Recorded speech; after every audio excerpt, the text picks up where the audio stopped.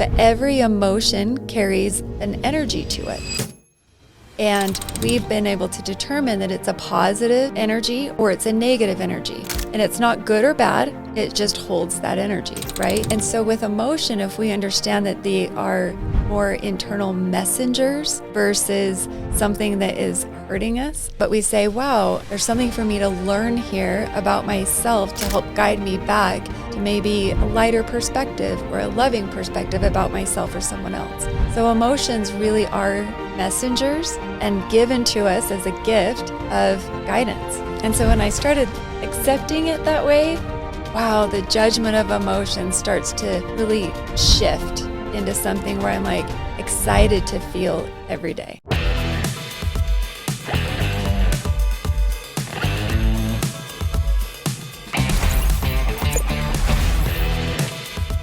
Welcome back, everyone, to the Sparks of Gratitude podcast. I am your host, Randy Sparks, and we believe that gratitude changes and even saves lives. And we love to learn about how gratitude fits in the lives of people through their triumphs and tragedies and their passions and how they are moving forward with their own lives and in changing the world. And today we have a special guest, Kristi Holt. Welcome to the conversation. Hi, thank you. Well, we're really excited to have you here, Kristi. Kristi and I had the best conversation before we started, and I wish we pressed record beforehand, but hopefully some of that's going to come up now. I'm sure it will. But I'll do my best to briefly introduce Kristi to everyone before we get started. First, Kristi is a loving mother, wife, entrepreneur, has created and sold many businesses, and now is working on a project for the last several years that is extremely interesting, where a company called Vibeonix, which is a voice AI technology that improves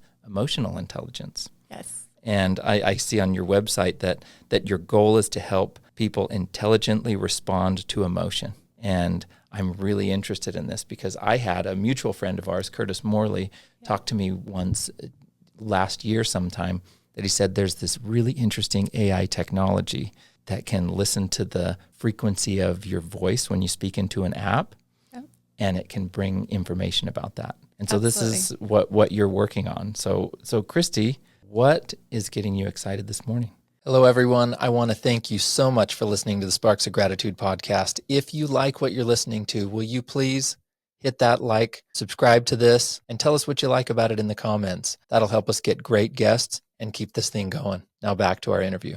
Well, first off, grateful to be here and just share our stories and share where we've come. So many times in business, people think we have an overnight success of, in my case, maybe 7 or 8 years. And you asked me a question earlier about like what creates that sustainability and that passion to wake up and be excited about what we do every day. And I am super grateful for what I do every day and in what we're able to create in Vibeonix, and then how we're able to power other people's technologies and amplify their messaging and really help improve emotional intelligence across the world.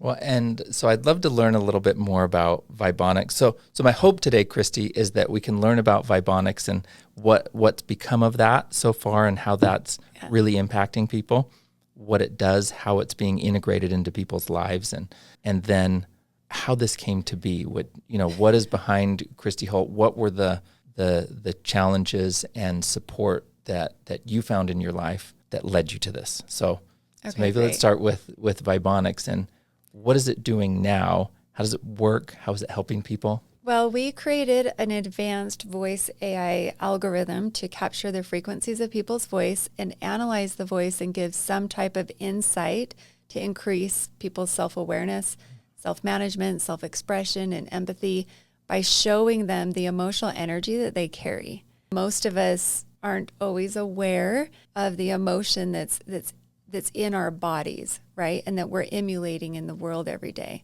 And some of us are aware of these emotions, or we maybe even judge them as good or bad, right or wrong. Oh, I shouldn't feel that way, or I should feel that way, or I'm only going to feel love and light and happiness, when really this emotional system that we have is creating the outcomes in our lives and the choices that we make and the way we think and the way we feel. So for me, understanding what's really driving us in the way we think and feel and the actions that we do, the more that we can understand that, the better we can consciously create the results we want. So the goal with Vibeonix is to increase your self-awareness around that emotional energy that you hold and that you're emulating throughout the world and throughout your day. It's interesting because most people want to say, oh, I feel love. I'll give you one example. I definitely had the story that I am a loving person.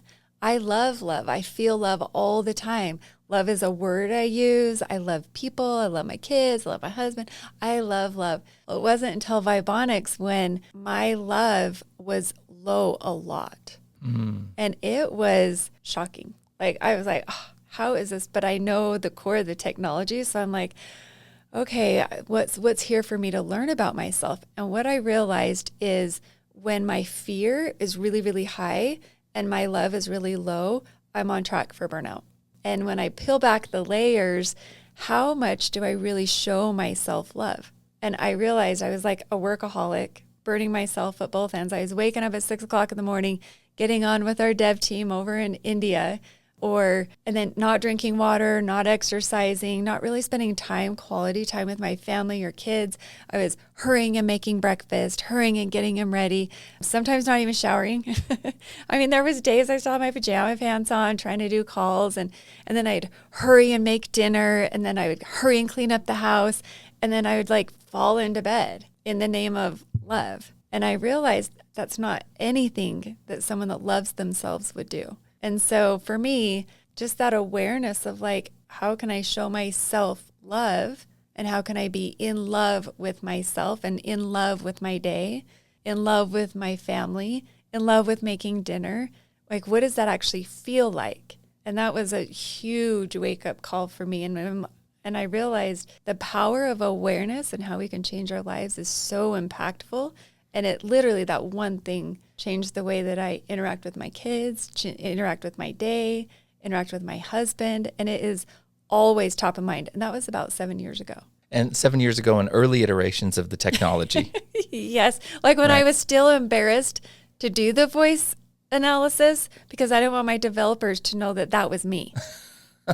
Still embarrassed about emotions, so disconnected to understanding emotion and completely in judgment of myself about a regular human mechanism that is actually our greatest superpower. And there's so much in there I want to know about. First, one was you admit that you were embarrassed to learn about that with yourself. Absolutely. And scared. And I don't know anyone who might not be. I'm often embarrassed to admit my own feelings and emotions or shameful behaviors, or, and I say things like, oh, well, I'm great, Or I shouldn't feel that way. Yeah. Shameful feelings. Yes. And the words you used that earlier, that I should feel this, I should feel that.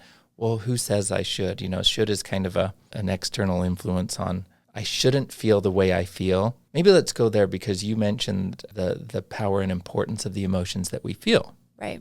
And these are human emotions. And what might you have to say about the importance of actually feeling our emotions and being aware of them? Well, first off, I would start with, why do we have them, right? And how we see them is it's like your emotional guidance system. It's a built-in system in your body. And it's funny how emotional energy sounds kind of woo-woo, but we could call it the nervous system and the limbic system and your prefrontal cortex combined to understand and sense what's happening in the world. So that's the medical terms that we use. But so many people say if we have emotional energy, it sounds a little woo-woo, right?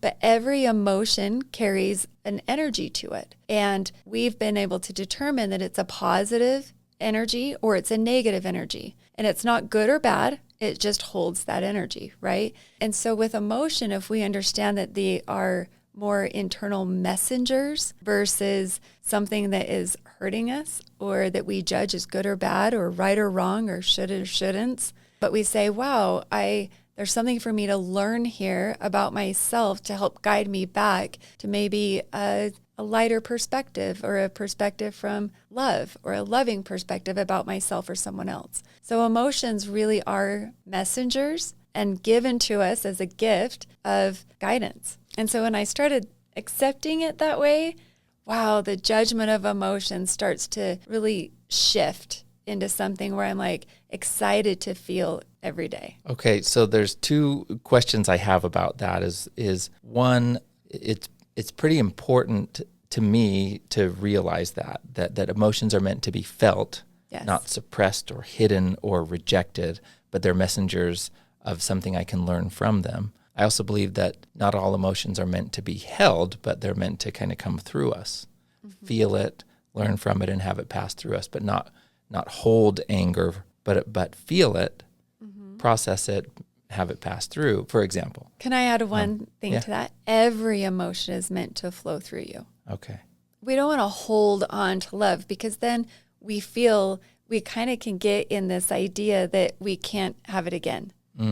Versus, no, I am that. So I'm going to experience this all the time.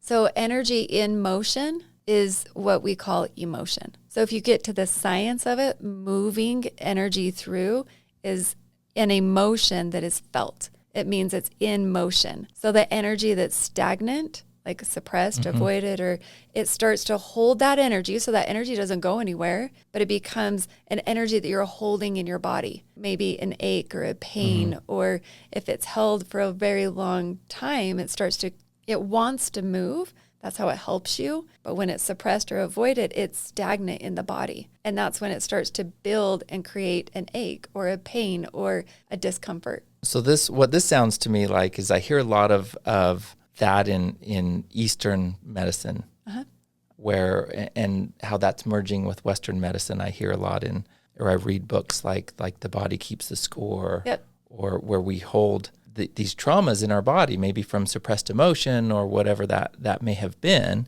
It seems like you're kind of meeting, East meets West with modern technology. 100%. Even like our nervous system, that's such a accepted medical term. Well, what is it? Think about the words. Nervous system. Well, what is nervous? It means there's energy moving through your nerves. That's it. It's interesting because we're like, no, it's something else. Like our heartbeat is pumping blood, but what's pumping that blood? Energy, right? So it's interesting. Before, like how I learned about all of this, yes, I had these like mystical experiences at young ages, and people would say the word energy and it was a curiosity, but I was like, I don't even know what you're talking about. That sounds kind of weird. I had a day spa, so I had a massage therapist, and they would kind of tell me about Reiki, and I was in my 20s. I was like, I have no idea what you're saying, but it's super interesting to me. It was very interesting to learn, but it wasn't until I owned a solar company. I think I told you about this. Like how we harness the energy of the sun, that we invert the energy, we measure the energy, we convert the energy, we hold the energy, and then we channel the energy into something physical to give us light bulbs or light, right? Or make the microwave go on, or power your vacuum. So we power something physical. It's interesting how it's so received as science when we're talking about solar energy or clean energy, but the same exact thing, that we are conduits of energy in our own human bodies. And that is powering. So people say that there's electrical pulses running our bodies and our nervous system and our muscles and our heartbeat. And in fact, recently my father had a heart attack, and he's going through some procedures in this, and how do they install devices in somebody's heart to pump energy, or to help assist when it's not properly doing so by itself. And so I feel like sometimes there's a disconnect between you using the certain words, and then others make it sound like you said woo woo, or it's. Or we even use the word frequency. Yeah. And I'll give you another and I remember when we started our company called Vibeonix, I had somebody very close say, we can't say the word vibration. That is like a business killer. We can't say that word. But what's interesting is think about like frequencies and vibration. Vibration is how we measure a brain wave. And brain waves tell us about the brain and what's going on with the brain in the medical world. We study brain waves, right? So what we're doing is studying audio waves. What you're producing through this energy of your body is coming out your mouth, which is interesting, right? It's the way we sing, and when you sing, you can tell if you're in harmony. So two things I would correlate this with is, number one, frequencies is like a telephone. If you dial a sequence of numbers, which numbers again, can be determined by the way that we measure them. And every number at the core holds a different energy, which is interesting. Like that goes back to like Tesla studying the secrets of the universe and the number 369, right? Like there's so much science behind this. But a telephone number, if you dial a specific frequency, that one person out of 8 billion in the world is going to pick up the phone and say hello.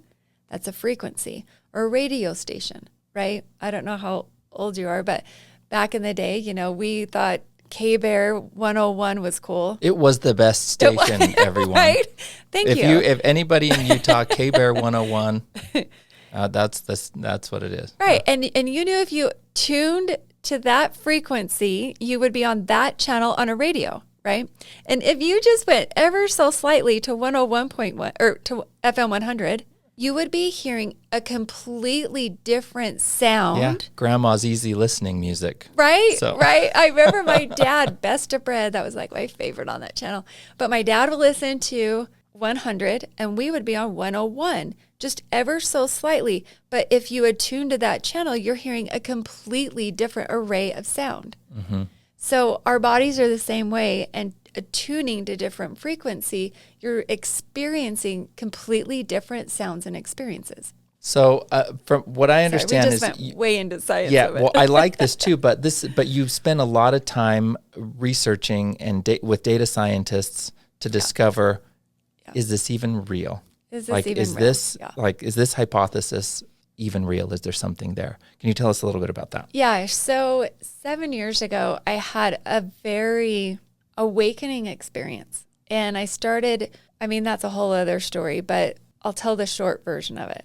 So I was at a networking event and I tell this story quite a bit, but it was pretty like a miracle, if you want to say a modern day miracle or like a miraculous thing that happened. I started really paying attention to synchronicities and things that I was thinking and things that were happening and how I would think it and then I would see it, or like I wanted a Tesla and now I started seeing Teslas everywhere. Like, what is that? Well, I was at a networking event and one of the questions that we were going to answer to kind of connect with other people is name someone famous you'd like to meet. Well, the first person that came into my mind was Bob Proctor. Mm-hmm. I hadn't thought of Bob for years, since probably 2006 when I lived in Las Vegas and the first time heard about The Secret. Mm-hmm. And I watched The Secret and that's a whole other story, but Bob Proctor, right? He was in The Secret. And his whole things are thoughts become things. Mm-hmm. And I remember, so here's this famous person I'm going to meet, right? And I remember just saying, that is so interesting.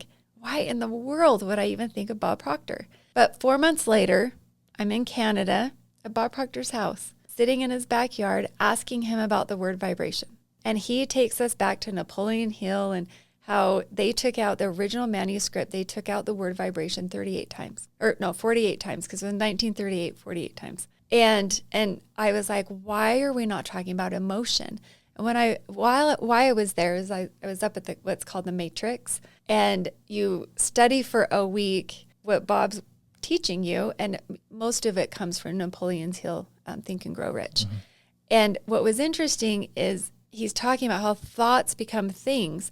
But what I was getting this and now I know what it was called, but I was just writing all this stuff down, had no idea where it was coming from. And it was all about emotion and frequency and vibration. And the law of resonance.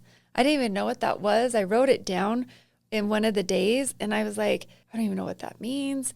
And now I know that it's called automatic writing, which that's a whole other conversation if you're interested to get into. We're gonna have like a long multi-volume series for this conversation, but the short version is great. The short version is I was learning about emotion from, now this sounds really crazy, but like from vibrational beings that were teaching me. That's the weirdest way to say it, but that's the only way I know how to say it. And I remember asking him, what about vibration and emotion? And he just gave me this smile, like I had cracked this secret. And after that, while I'm there, I had to write down what I was going to do the next year as though it already happened.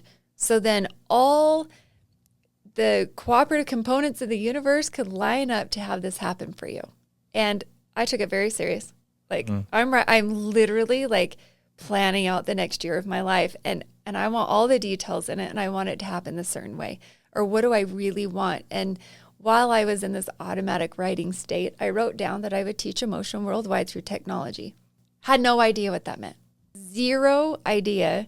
I'd never done technology. I clearly was learning about emotions, so that felt real to me. But like, why does any of this matter? And within 30 days, I met this amazing man who was aware of these 9 doctors that had been studying frequency and body, and through the body and understanding Eastern medicine, like you mentioned, combining it with Western medicine. And it was from Germany and the Netherlands. And then I found another group over in Israel that had also been studying this.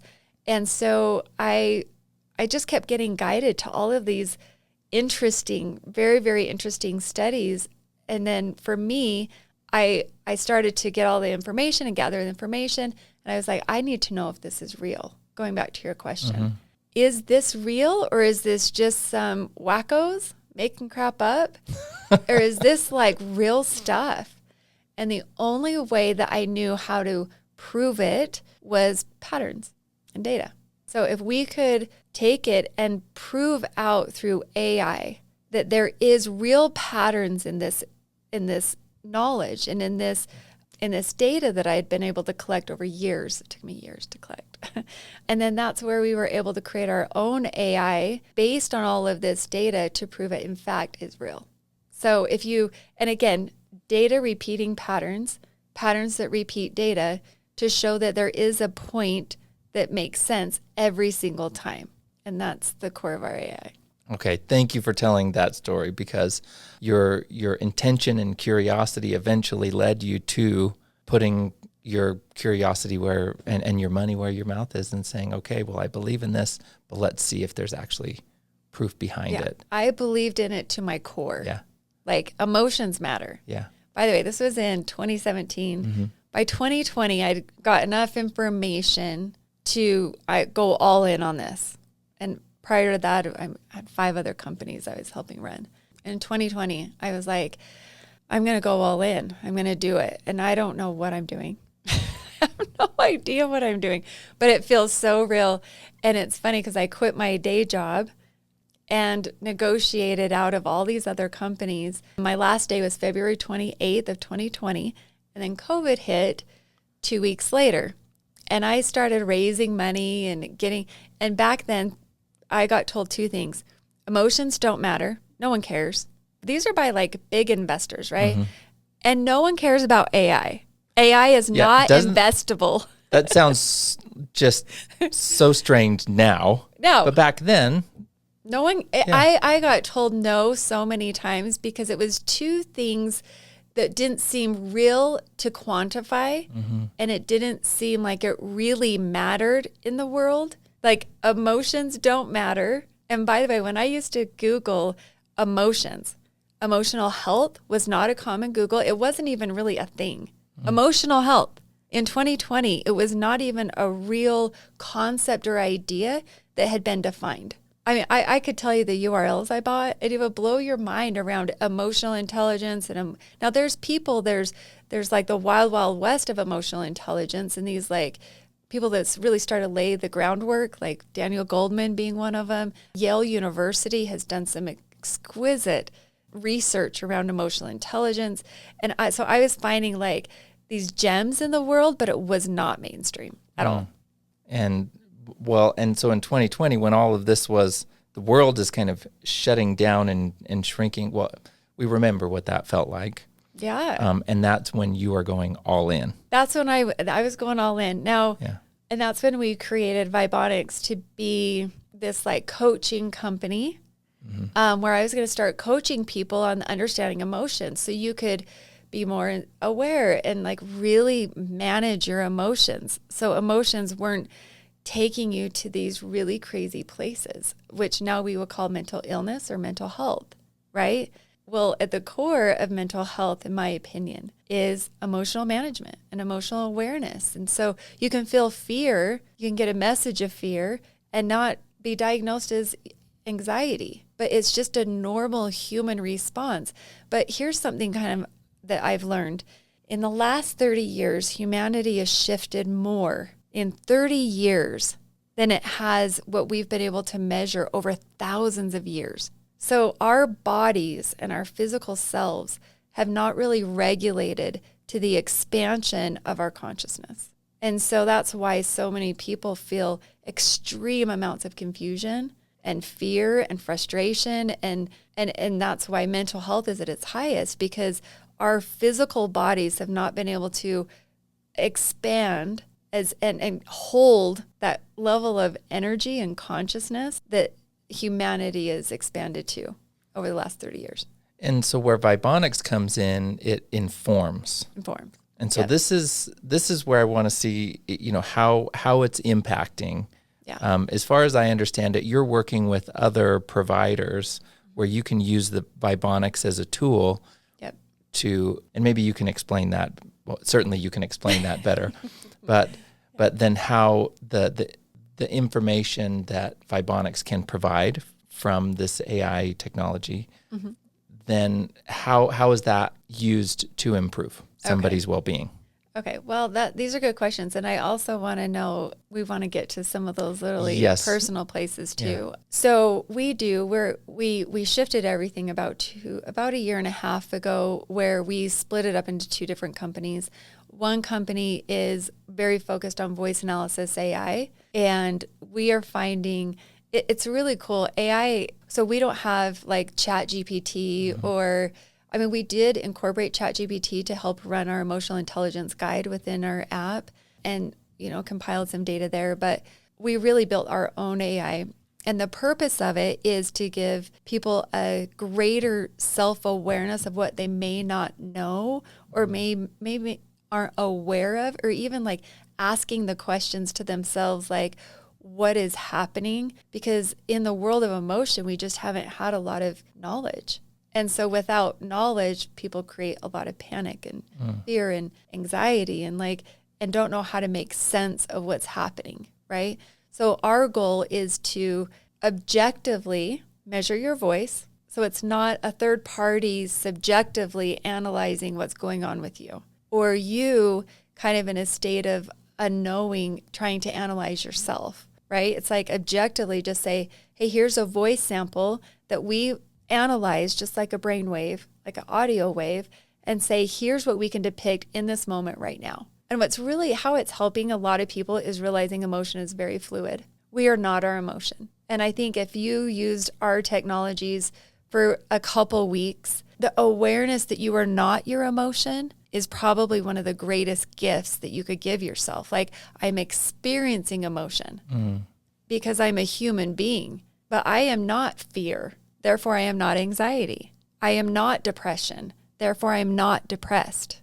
These are just things I'm experiencing to help me remember who I really am, which is pure love and light. And I imagine the awareness of that and learning the patterns that someone may experience, then that gives information for how to take action. You're absolutely right. So it's funny because we even have like a tab called patterns, but it really does help you see, like, in the morning, I have higher levels of love or motivation, and helping understand emotion as an intensity that you feel. For me, I like intense emotion, right? So, and then it becomes on how I perceive that feeling in my body for me to determine how I'm going to shift my emotional pattern. For example, a similar intensity could feel like motivation and excitement or anger or fear, right? So those have a similar intensity on our scale of intensity, right? The way you perceive it, or you train your body to perceive it, make sense of it, is it's going to be either a positive perception or a negative perception. But the intensity is there, right? So when we learn and become more emotionally intelligent, we be like, recognize that intensity. Okay, and what is my pattern? Well, my pattern usually goes to anger. But I'm going to take this intensity and I'm going to transmute it or alchemize it to more of an emotion I want, and reframe the way I see it and view it more as excitement. So it's starting to just interrupt your program to teach yourself and expand your consciousness of emotion so you can redirect these feelings into to help you and serve you. I love that. Can I give a small example Yeah. of that where I believe my wife and I implemented that? Yeah. One, I've heard a lot of people, I even heard Simon Sinek talk about being afraid of flying on airplanes. Yep. And he always say, I'm so nervous. And then he made a choice to say, well, I'm not nervous. Instead, he said out loud or to himself, I'm so excited. Yep. Or before going up, he says, I'm so excited. The energy that he's feeling, or that intensity that he's feeling, Yep. is how you describe it. He transmutes it, like you say, and says, I'm so excited. There's this intense feeling and intense emotion. I'm so excited, stepping into something where he gets to make that choice. My wife and I, our kids, when I was young, I used to be a ski racer, and my kids, when they were younger, they would be on the ski team.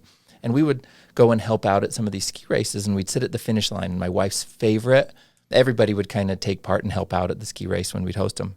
And my wife loved to be the one at the finish line all the kids would wear a bib number. And they pull it over their suit. And so when they'd cross the finish line, we needed to collect the bibs. And so really, the first person they saw after they crossed the finish line was my wife in this case. And she'd take their bib off of them. But before she would do it, she would have their attention and look them in the eye. And she would say, and they're all dazed because of this intense, ski course. And they're little kids. These aren't, the teenagers or grown-ups doing this. These are young kids. And they'd come across the finish line, and the intensity and anything that they'd been feeling during this ski course. And they'd come across, and she'd look at them in the eye and say, did you have fun? And they'd visually, they'd snap into something, and then all of a sudden a smile would appear. Yeah. And they'd say, yes, right? Because they're feeling all that anxiety or whatever don't know where they to may put be that feeling. energy or move it. And so she would ask and kind of implant and say, did you have fun? And so they could assign joy to the experience and opportunity that they just had. But just witnessing their faces change was amazing. Do you know why I love this story so much? Because it's going to take us back to, I think, where we want to go. Mm-hmm.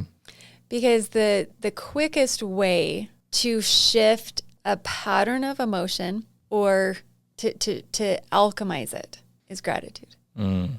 And so I want to explain before we go there, what actually, there's a lot of, do we think and then the emotion, or do we have the emotion and then the thought? So science is really cool right now. There's Joe Dispenza is one of my favorite, who's really unpacking this, right? Yeah. And what he describes is you have your 5 senses in your body, okay? And you can sense something. I can sense the way it feels to be around you right now. I can sense that, right? I can sense the room. I can sense the lights on me right now. I can sense this experience. And we start to take what we're sensing, that energy, right? And it goes through our nervous system, and it goes through our nervous system, it goes through the limbic system, and the limbic system starts to assign it an emotion. Now it's not our emotion that gets judged by us. It's the way we make sense of it. So then it goes up through our entire body, up to our prefrontal cortex, where we make sense of that sensing, feeling, and then what is that? And usually when our mind goes to make sense of it, it goes to past experience, right? So it's saying, oh, I know what that is. I remember that look. I remember this feeling. This is what it is. And it starts to assign a story. And it's I'll give you a really good example. My dad had a look when I was little, a look of disappointment. Okay. So I can sense the energy that I assigned disappointment from a very young age. Right. And so now I'm married with this other man in my life. And I was like, oh, that's disappointment. And he's like, I'm not disappointed. Oh, well, I sense this feeling, and it assigned this emotion called disappointment. And now I made that true based on my own perception or past experience. And now I'm assigning the meaning to what I just sensed from you. Right. And he's like, I'm not disappointed at all. In fact, I was just confused. Oh my gosh. Well, that's so different than me now wanting to address your disappointment. Yeah. And it looks like this versus oh, well, let me give you some more clarity. Very different approach to what I am making sense of an emotion versus what actually the intensity is that's happening between us. He's having a totally different experience. So when we start being more emotionally intelligent, we get more curious. We don't assign everything so quickly to a story, and the story just runs in this automatic pattern, right? We start to become more aware and waking up that pattern to more of what we are and who we are today. Like, hey, I care about this person. Are you disappointed? No, I'm not disappointed at all. Oh, cool. Tell me what that was. Help me understand what that was so I can learn something new about that look. Because that look for 40 years has meant disappointment. So can you tell me what that look means now? Yeah. And just start to be curious about each other. But that's what emotional intelligence really is to become more aware of what's happening in our bodies and understanding that, oh, that's just a feeling for an invitation to learn something different or to learn something new. I'll give you one example. I have a story. This happened in, 2007. I owned a business with my business partner, and I had my third baby. Oh, so 2009. That's what it was. I had my third baby, and my body was just all wacky. Okay, just super wacky after this third baby. And I got diagnosed with these autoimmune disorders, 2 of them at the time. I felt like my brain fog was there, and I wasn't really making sense. And we were launching our huge company, our first convention, and my business partner said, hey, I don't think you should speak on stage. And I was like, what? And she said, you don't really make sense. Well, that became a core belief. I shouldn't speak on stage because I don't make sense. That has stayed with me for 15 years. And it wasn't until people started asking me to speak on stage that I started feeling what that felt like. And to me, I would say fear, because I would fear that I wouldn't make sense or someone wouldn't hear the message that I wanted to say, or like fear of not enough for sure was present. A lot of fear. And I could tell you like 15 different types of fear that were wrapped around this story. So for me, I've really been working through what is fear and what's the invitation that fear brings. Reassurance that I'm enough. When I feel fear, it's like, ooh, Kristi, you forgot that you are more than enough. Okay, so I've been working on this for quite some time, and I love speaking, and I feel like I want to share what maybe I've learned or experienced, but it kept me from doing it a lot. So last year, I was on my way to go and give a workshop, and I was going to go speak. And all of a sudden I had this overwhelming, my heart started pounding, this like what some would say anxiety, but at the core of anxiety to me is fear. So I'm like, whoa. And I could totally feel it. And I had to stop while I was walking and just like honor it and be like, wow, that thought or that story that I shouldn't be speaking is coming up. And this emotion is like, okay, so what do I need right now? And how can I give it to myself? And I was like, Kristi, people are coming because they want to hear what you're saying. If one person hears something valuable, it's worth it. Kristi, you are more than enough, and you are meant to be here. And it makes me get like kind of emotional, because it's like that story that was just from a young kid that got told to me again as an adult that I had taken on as this truth was such a lie. And so for me, the fear was the invitation to remember the truth and rewire or reprogram that lie that I believed about myself. And so what's cool about the energy of emotion is when we feel it and honor it, like I did in that moment, just to be like, okay, I'm not going to ignore this and suppress it and just keep walking over there and just deal with it. I'm like, wow, I'm going in this pattern of I'm not enough. I'm maybe not worthy to be here. Someone else can do better. Maybe what I have to say, like, what do I know? Do I even know what I'm talking about? Is it even real? Like, would it be real to somebody else? Oh, wow, I got to just feel this, rewire this. And then when I go back to the story of the business partner telling me that I shouldn't speak, that emotion of fear has been so healing that I don't feel it when I tell that story anymore, right? So it goes back to every time that you connected to that feeling and heals. So it's like reprogramming all of those stories and all those lies that we choose to believe when we feel these negative emotions, and starts to help us understand and realign to the truth. Yeah, and I hear you saying that it begins with the awareness, that knowing, seeing the patterns, and this is where you're helping people. Yes. Is they can begin to know themselves or know their own emotions and see that. And then that awareness gives them the ability to then begin the process of transforming that, and the curiosity of, well, what does that mean? Why is that there? Why do I feel like that? That's not true. I am enough. Yeah. as I am. And that's beautiful. Thank you. Thank you for sharing. And ending that with like, wow, thank you. Yeah. Like, thank you for the reminder. I really wanted that. That was really powerful. And that's where like that gratitude to transmute it instead of ignore it and be afraid of it and suppress it. It's like, no, I'm so grateful for this emotion right now to help me remember who I am. Yeah. And thank you for bringing it back to gratitude. I mean, we like to talk about gratitude here.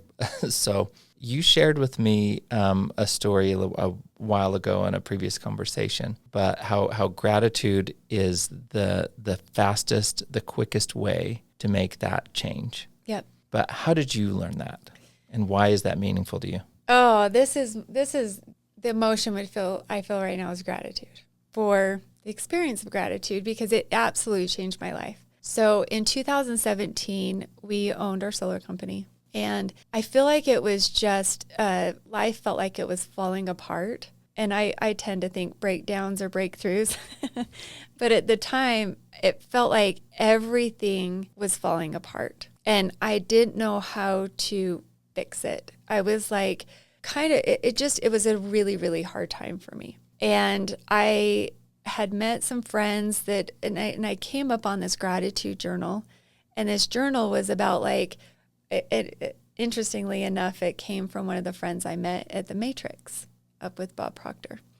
And I decided that I was going to change the way I think and change the way I feel so I could change my reality, because my reality felt really hard, really, really, really hard. And I decided that I would start a gratitude practice every single morning before I did anything else. And at the time I had 4 little kids. My youngest was 2 all the way up to 8. So 2, and then 2, 6, 8, and 10. That's how old my kids were. So little kids and not a lot of time, and a full-time working mother running our company.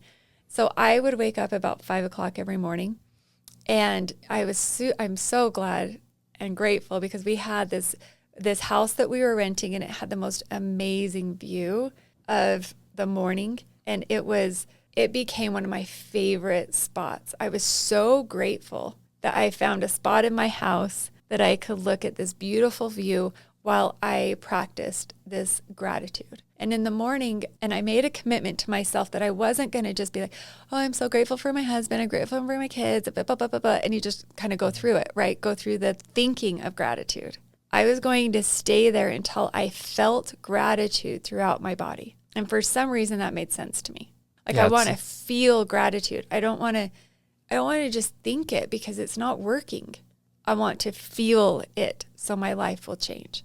So I would write down my day as though it already happened. And at the time, what I wanted most was a thriving marriage and a thriving family that was safe and that felt good to be around. And it was like, it felt safe and it was thriving. That sounds so simple, but I remember writing down that I'm so happy and grateful now that I have a thriving marriage, a thriving business, and my family is happy, healthy, and safe. And that's what I wrote down every day for probably 2 years. And then I'd followed up with 10 gratitudes. And I remember when I started, it was very difficult to feel it because I had almost disconnected out of survival. Because if I started to feel all this, I don't know that I had the capacity to feel all the things I was feeling, right? Because I had a lot of anger. Oh, I had so much anger. But I shouldn't feel anger. So it was very suppressed and stayed suppressed for probably a year or 2 after that. And then I finally felt safe enough to feel my anger and not project it on other people, but just realize, what is it here to teach me? And that was a whole other story. But so I would write down these 10 gratitudes, and it started with like, I love my Rig's smile. When I would go get him out of bed, his smile was the best thing. I loved morning hugs with all of my kids. And I would sit there and just be like, oh, wow, I'm so grateful. Or that view saved my life. I'm just so grateful I found those things. And it was the simple little things. I loved making my family dinner. Sunday morning, we would do dinner together. My husband would make dinner. That was one of my favorite highlights of my life. And some days I would just, over time, I started to put gratitude again for myself and found so much strength in myself through that gratitude journal. Like, I am grateful that I do this in the mornings. Like, that became one of my most timeless things that were so important to me. So I think with gratitude, you start to realize the gifts in your life and the things that really are important to you. Your values, your core values. Like, is that new car a core value? No. Was it the success of a business that brought a core value of gratitude? No. It was those, like, the morning hug or that amazing smile, or I don't know why I'm picturing Riggs running around in his diaper, but it was like the cutest thing to me. So I think that gratitude can take you from believing these lies to remembering the truth. And the truth is you are so loved. You're so connected. You're not alone. And you are here in purpose. And that is the truth. Everything else that doesn't honor that is a lie. And that's why we feel sadness and frustration and despair and loneliness and depression and anxiety and frustration, is because we forget these truths about who and what we really are and why we're here. So gratitude for me was the greatest gift to shift me out of this despair and thinking that life was falling apart and everything about it was wrong, into realizing that everything is exactly what I needed to remember. Kristi, thank you for sharing that. That's deeply personal and meaningful to me to hear it. That story is why I started this podcast, because gratitude changed my life by having a gratitude practice daily. And my wife was the first to invite me to do it daily. And I thought, okay, whatever, I'll try this. And like you said, the message was, by seeing gratitude, my circumstances didn't change. I changed. And then, right. and that opened and expanded my heart to learn from the circumstances. 100%. And it just continues because I hear your story and it reinforces that. And so it means a lot that you'd share that with me today. You said a lot of times during this conversation, that's another story. So I hope that someday we can talk again on the podcast and touch on some of those other stories because I know that there's so much more to share. But Kristi, thank you so much for your intentionality, for embracing your emotions and learning about that. I'm so grateful that gratitude changed your life. And then that helped lead to what you're working on now, because I believe that you are providing a means for countless people to be able to have a new awareness and to change their own lives. I believe you're saving lives. Oh, thank you. I hope at least one. Yep.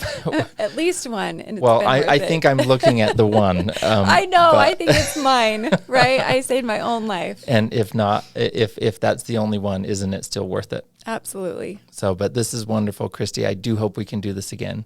So thank you so much for sharing this. And everybody, thank you so much for listening to the Sparks of Gratitude podcast. We love you. We're grateful for you. And we will see you next time.